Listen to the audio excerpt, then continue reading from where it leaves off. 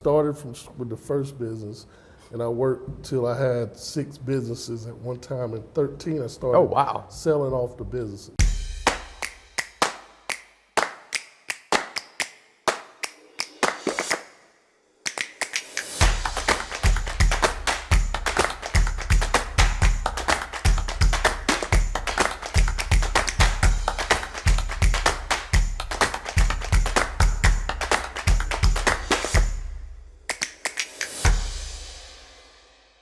Hi, I'm Terrell Turner, the host of Business Talk Library, and today we are sitting down. We're going to be talking about the buying and the selling of a business, because one of the ways that you can actually get into business is with an established business versus building it from the ground up. So we have some people that have deep experience in this area. So we're just going to talk about the process of buying and selling a business. What is the broker's role in the buying and the selling of a business? So first, I'd just like to say that Transworld Business Advisors is a full-service business brokerage firm. We've been in business for 40 years. Out of Florida, I purchased the franchise in 2013. So our role as a business broker is to come in and evaluate the business first, kind of put a value on it, and then we handle the transaction from beginning to end till closing. Okay. Okay. So how long, I guess, when did you actually really have interest to say, hey, you know what, I want to get in the broker side of the business? Like, how did that come about for you? So in 2013, I sold my last business. I owned 6 previous businesses before. Okay. So I started with the first business, and I worked till I had 6 businesses at one time. In 13, I started selling off the businesses. Okay. And as we went through that process, the broker that I utilized said you'd be good in the business brokerage industry. But I took 2 years off, took a contracting job, and then in 15, when I was looking for my next venture, I found Transworld, and I liked the Transworld business model. Okay. We work with any business from 50,000 to 50 million. We have an M&A department that handles businesses that value over $5 million. And I personally work on any business from 50,000 to 5 million is the transactions I handle here in my Charlotte office. I have a question for you. The 6 businesses before you got into Transworld, were there businesses that you started or the businesses that you purchased? Well, what happened was I did purchase a couple. So just to start at the beginning, in 1999, I started a tow truck business. I bought a tow truck, first tow truck. And I was working for SD Trucking here doing logistics in Charlotte. My stepdad owned a trucking business before, so I was kind of familiar with the industry. And that's my first business. I had a love for cars. I was 25 years old. Gotcha. So we started the towing business. You tow cars in, you store them, people don't come pick them up. Okay. So we'd sell the cars. Okay. So I get a letter from the state says, you got to get your car dealer license because you're selling too many cars. So that's business number 2. Okay. It's car lot. So then I started saying, okay, I take my cars to the mechanic to work on the cars. So my third business was a small auto repair shop that I purchased that was existing business. Okay. So that was the first business I bought. So now we had the tow truck, we had the cars, we're fixing them at the auto repair. So then eBay comes out. Everybody's on eBay. So it's just some of the cars aren't worth repairing. So you strip the cars and you sell the parts on eBay. So then we had a used parts business that was component off of that. Okay. So that's kind of how the streamline worked. Wow. And it was just one off of another to where we got to. And then we had 6. So the 5th business was a lawn service business, completely off till. And that was just because my 2 sons was 13 and 15. Okay.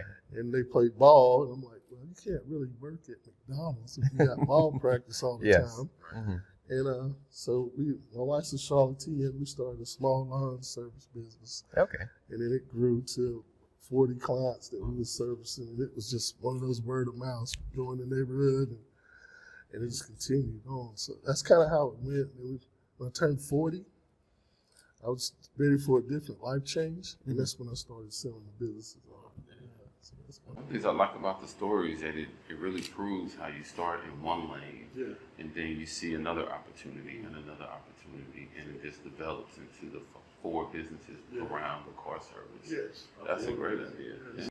Yeah. Because it sounds like one of those strategies that, I've worked at multiple Fortune 500 companies, and that's one of the strategies that they do is they start with one business, and then that kind of spills over into another business. Like you said, you started off towing. Well, then you have all these cars. Well, hey, what are we going to do with them? Well, let's just sell them. And then that spilled over into, well, hey, we got to get some repairs done to where, hey, we can sell parts to where it's a typical strategy that a lot of major companies, but it's interesting to hear, like I said, even as an individual, of doing that yourself and just seeing how that evolved and stuff. And I'm sure you learned a ton through each of those businesses. I learned a ton through each of the businesses. And one of the most important things I learned was to have a mentor. Have somebody ahead of you that not only is successful in business, but you want to model their life. If they're a family man, if they're a Christian man, and somebody that you can follow, and they'll be very transparent with you, not only about business, but things and situations going on with your wife or with your family or with other individuals in business. So I think mentorship is one of the things that the younger generation doesn't really look toward a mentor because they can instantly pull it up on Google. What I need to have somebody to talk to for, I just Google it. That's great, but this individual is going to tell you from a perspective of you in a later age, right? Because you want to model your life like them. So. Okay. That is a very good point. And I guess as you mentioned about with the broker services, and when someone is looking to say, okay, all right, I think I want to buy a business, like when is the right time to reach out to a broker to say, hey, you know what, now is the time of the process. I should actually start talking to a broker, or when does that happen? Well, I usually tell the people when they buy the business, let's stay in touch with each other. Okay. Because you want to keep a pulse on your business. And one of the services that we offer with Transworld is a broker opinion of value. Okay. So you own your business, you've had your business for, say, a year, 2 years. You call me, we come in, we go through your financials, look at your assets, and give you a valuation of where your business is at. Now you know where you're at. So say your business is valued at $100,000, but you want a $500,000 business. We can help you do an outline of some things you can do to help grow your business to that $500,000. Okay.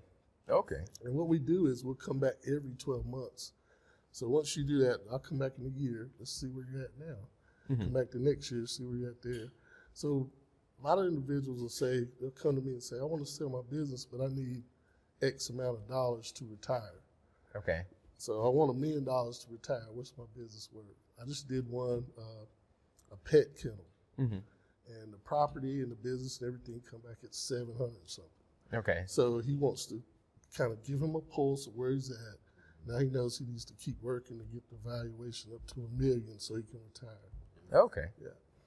And one of the things that we noticed through that valuation piece is he didn't have a website. Oh, wow. Okay. You're making your business worth $700,000. You can get a free website now. I mean, social media. You on social media? No, he's not on social media. It's like so. Just by these little tidbits of adding these in, and the marketing strategy there, and it's not expensive. Social media marketing. Okay. And he can get his business up to $1 million so he can retire. And so he just had some things he just need to add in, and that's what you see a lot with the older business owners. Because if you think about it, more change in any industry has been over the last 20 or 30 years than 150 years before that. Wow. I mean, for planes, we've invented more in the last 30 years with www, and everything took off, right? So if you're around 60 or 70 years old, you're 30, 40 years old when these tools started coming out. And now you're social media, and you was probably 50 when social media marketing, so you don't take those things on. So, So what if I'm a person who, I have a passion and I want to buy a business, I want to become an entrepreneur. Should I call you on day one and say, hey, I love to cook, or I love to have my massage license, or kind of what's that process? Yeah, so definitely give us a call. If you're just thinking about a business, if you're, we kind of call them dreamers. Even if you're in the dreamer stage, if I just want to be an entrepreneur, I want a business that makes money. Because what we're doing now is we've developed a seminar series that we have monthly. On the odd months, I do buyer seminars. Okay. And we just hosted one last month, and it was virtually the 3 B's, basics to buying business. And we discussed that when you go buy a house, you know, if you want a ranch, 2 stories, you want 2-car garage. Okay. So do you know that about your business? So let's start there. What's something that you love or passion that you like to do? Because as an entrepreneur, you're going to be tied to this business. And then it's going to fuel your livable wages to pay for your house and your kids to go to school. So it needs to be something that you're passionate about. So that's one thing that we start out with, the passion and where you want to be, and then kind of move into geographically where you want it to be located. What can you afford to buy? We can look at how you can get funding through SBA or alternative lending. So that's just some things that we can start that process on, even if you're a year or 2 years from now from buying a business. Yeah, and I think that's one of the misconceptions a lot of people have is where they're like, hey, I would like to buy a business, but I don't know, like I'm not ready. I don't have the money to do it right away. So it's like, I don't want to contact a professional because I don't know if now is the right time. So, I mean, I think that's really good to know for people is like, hey, if you're in that phase where you're thinking about it, because, I mean, even as we were talking before we started filming, I mean, there's so many things for people to think about before they execute and sign their name on the line. Yes, I totally agree with you there. And just like cars, people run out and buy a car today. They get in their car, say, I'm going to go buy a car today. They'll go put $40,000 in a car in one day. And it's not logical to spend that kind of money. And then if you're doing a business, you're actually changing your whole lifestyle from working corporate to now working for yourself. So you need to do your homework and really be due diligent in that homework. What do you see now with a lot of people who want to be entrepreneurs when they get into the business? What's something that I guess catches you off guard or catches them off guard as a new business owner? Yes, the first thing I would say is they kind of underestimate the task. So when you're in a business and you run it yourself, if you have employees now, you have families that you have to provide for. When I had my tow truck business, I had 12 employees.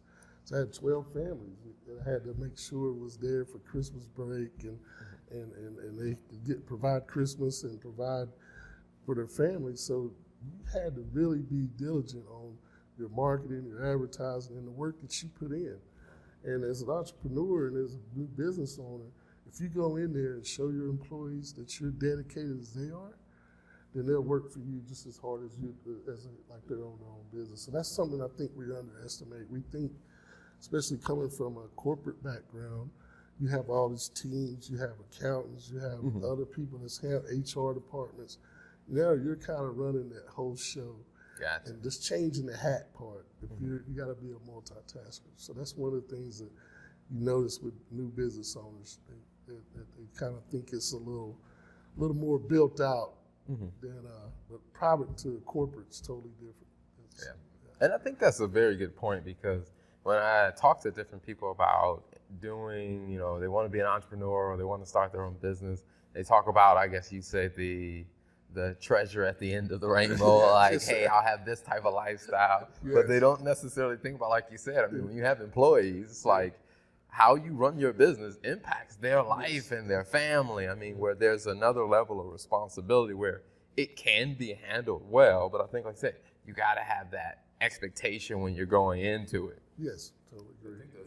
So I asked this question, the difference between passive income and owner-operator. Okay, so owner-operator is somebody that's truly entrenched in the business. Now, passive income, you can own businesses with passive income. Some of them are like laundromats, like you mentioned earlier today. But there are some businesses that are structured with a good team format that can be more of a passive income too. One thing I've noticed since I've started is a lot of people throw around the word absentee. Okay. And I don't believe in absentee ownership. Semi-absentee, I can give you that. But I think any business owner is going to be looking at least 20 to 30 hours a week that they'd have to put in their business if they want it to be successful. Wow. Yes, because I think you have to go back and look at your business from your eyes. And when you walk in the store, so if you have a manager that manages your store, he's in the store and he's working in your business. You have to be able to come in and work on your business. You need to come in, look at the business. Okay, he's in here. Why we don't have the special signs over here where you can visibly see them? Okay. And these are little things that the manager might miss because he has so many tasks that he's juggling. And I think as the owner, it's your job to come in and work on the business. You need to have a strategy of what your business looks like, have quarterly goals set that you want to hit, and things like that that you have to do as the owner, which is going to demand 20 or 30 hours a week. Okay. So when you say a person that's buying a business, so let's say just bought this business, what are some of the things that you would say, okay, all right, within the first 90 days, these are some things you need to think about now that you own this business? Oh, yes. The first 90 days is all about transition. Because you're coming in and you don't even know your employees till the close date. Okay. So we don't tell employees the close date. So on day one, you meet new employees. You got to build that relationship over that 90 days. You just got new vendors. So if you're on the store and you got 10 vendors, you got 10 vendors you're meeting. You got sales reps for that area. You have, usually we'll have you take your merchant services and just use the same merchant service company for that first 90 days. And you can look around, shop for better rates. Okay. So those are some of the things you can do in that first 90 days. But mainly it's transition. You're in training with the owner, usually anywhere from 2 weeks to 4 weeks. The owner stay on training. One of the nuggets that I always advise people to do is pay the previous owner a consultant fee to help you after that free period. Okay. A lot of people say, I don't want to pay extra. I mean, usually he'll do it for $100 a week or something. Oh, wow. I mean, Okay. nothing major because he's not going to come in and work there every day. If you can call him, email him, and get those with some of those questions that come up, because everything's not going to happen in that month. Yeah. So. No, I think that's a really good tip, because that's something you don't really hear a lot is like, hey, when you buy this business, I mean, the person that probably knows the most about it is probably the person you just bought it from. Yes. And I mean, and I think even as people, even in the professional world, when people change jobs, I mean, you usually do a handoff or some type of training, but you don't usually get everything during that time. You're not. You're going to have to go back to them. That's one reason that you need to be real transparent on as when you go in to buy it, and try to build as much of a relationship with that seller as possible. So when you do take over, they want you to be successful. Gotcha. Some people come in real cutthroat and they're real nasty, and as soon as he does his 2 weeks or 4 weeks, he's not answering the phone no more. Oh, wow. So, I mean, if you build that relationship, they'll check on you. They'll want you to be successful, because the longer they've owned it, the more they become attached to it also. Gotcha. So they're virtually selling you a kid. That's what we say. We're virtually selling you my baby, Gotcha. So it sounds like the buyer's coming in, they just went through this process of acquiring it. You got the money together, you signed some personal guarantees, you're stepping into this business, but at the end of the day, you don't know everything. Yeah. And there's some ego and some vulnerability as well. Yeah. Have you seen that get in the way of some business owners? Yes, definitely, because a lot of times they'll come in, especially if somebody has a business that's pretty successful, it's making money. They'll come in with great ideas to do too much changing. Gotcha. One reason you bought the existing business is because it was making money and you wanted more of a turnkey.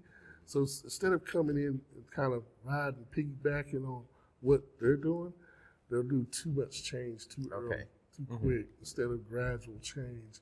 And usually that causes issues with employees and things like that. So one thing I would kind of go in that first 90 days and just see how everything works. Okay. And then from there, start working on your strategies quarterly out. And every quarter have something new. I always try to do something new in my business every quarter. What's my vision for quarter 4? And mine, this quarter is all about value. So we're working on our value. Are we really bringing value to the industry? And that's one reason we're doing the seminar series. We're going to start adding value and just giving out this information to buyers and sellers. And it'll be on negotiations. Okay. So that's a big one, because a lot of people go to flea markets, right, and negotiate $5 and $10 items. Now you're negotiating a $200,000 to $500,000 business. You can't just walk in and say, "I'll give you half." I mean, wow, what reason do you behind it, right? Yes. Yeah. So that's the key part too. That's another one that we have to really learn about is negotiating big ticket items. Yeah. It's a whole different ballgame. You need to have data to back up why your offer is low. And then that seller can say, okay, that makes sense. I see how you see it there. Yeah. And he can come back and say, well, it's really like this.